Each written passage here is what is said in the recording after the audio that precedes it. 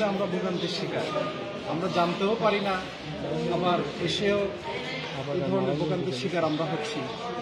এখনো কেন জনগণ 5 আগস্টের পরেও এই ধরনের ভোগান্তির শিকার হবে, এটা আমাদের বোধগম্য না।